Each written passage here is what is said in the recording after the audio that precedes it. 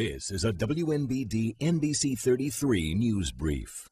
Good morning, everyone, and thank you so much for joining us. I'm Tanya Carter with your NBC Region 33 news brief for this Tuesday, January 13th, 2015. Well, topping our news, the FBI adds $25,000 to the reward in the Jessica Chambers murder case. The reward amount now stands at $43,000. The Cortland teen found walking away from her burning vehicle on December 6th. She died from thermal injury. Now, no one has come forward since her murder.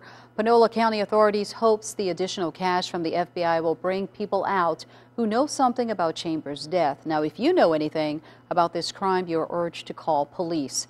Well, two local aldermen may have some explaining to do to voters. You see, investigators arrested Sledge Alderman 48-year-old Jeffrey Rowley and Coahoma Alderman 41-year-old Ontario Braxton Thursday. Mississippi Attorney General Jim Hood says both men are convicted felons, but that both omitted that information in documents they filed to qualify for election. Prosecutors charge Rowley and Braxton with filing a false qualifying statement.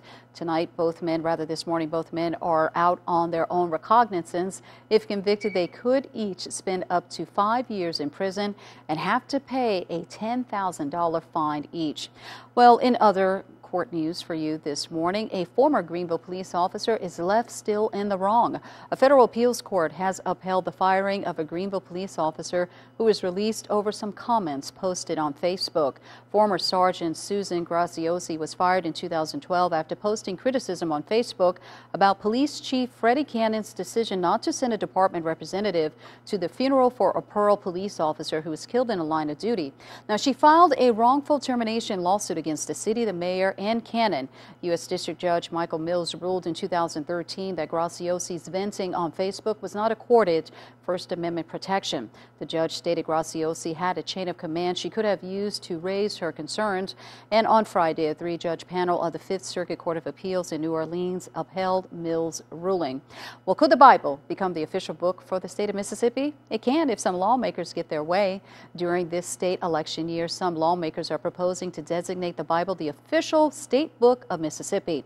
Representative Tom Mills of Forest says he and fellow Democratic Representative Michael Evans of Preston are filing a bill, and they've already received bipartisan promises of support from more than 20 of their colleagues.